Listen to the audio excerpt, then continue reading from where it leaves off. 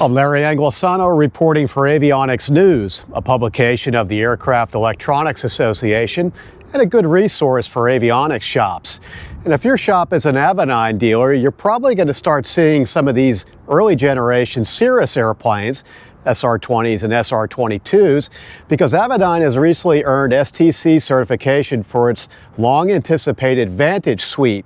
That's an integrated avionics package from Avidyne that's made to easily replace the old Entegra screens that are in these early Cirrus airplanes. Now, the wiring is pretty straightforward. There's some metal work that needs to be done. Let's take a look at what it takes to put these things in.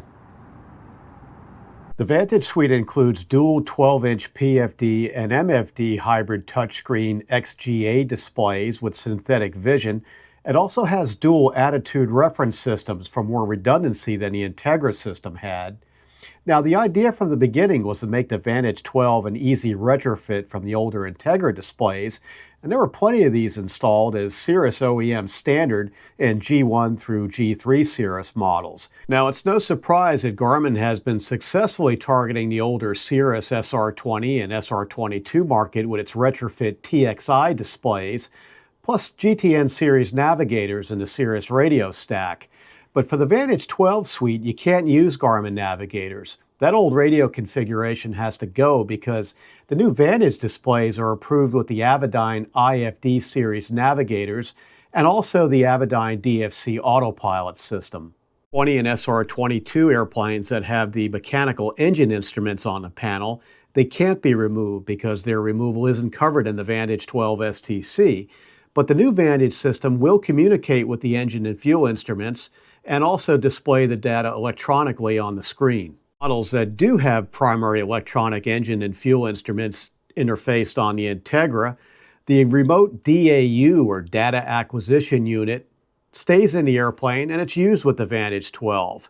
The DAU converts analog engine sensors to digital format for display on the Entegra glass. Now, the Vantage12 was designed to work with the existing Entegra magnetometer. It's mounted out in the right wing of the SR20 and SR22 airplanes. There is an option for dual magnetometers, and for that, you can purchase an adapter that Avidyne has for mounting both magnetometers in the same location. Now, since one of the main objectives of the Vantage12 upgrade is for a mostly plug-and-play wiring installation, it uses an EZ harness, and Avidyne has designed an EZ adapter to connect the existing Entegra's wiring network to the new displays via the harness. One side of the EZ adapter mounts to the back of each Vantage12 display, and the existing connectors on the other side accommodate the Entegra connectors, plus some extra ones that may be needed depending on configuration of the aircraft. Now, for most experienced shops, the real work won't be in the wiring, but more so for the instrument panel work. Now, given the difference in size between the 10.4-inch Entegra displays and the new Vantage12's 12.1-inch screens, a new instrument panel will be required in every Cirrus. I caught up with Avidyne's Dan Schwinn at AirVenture 2025, who had some words on a retrofit. As part of the kit, you can actually get the instrument panel from us. And that's important because this stuff barely fits and you need to cut this perfectly. It took us 5 tries to get it right. So we've made several different versions of blank instrument panels available for installers to use. In general, people will probably put their own overlay on it. We're going to sell some overlays for some different variants of a Cirrus. But if people want to have their N number on it, or if they've changed their ignition, or if they want to change something else, they can easily add an overlay on top of the metal blank that we've got.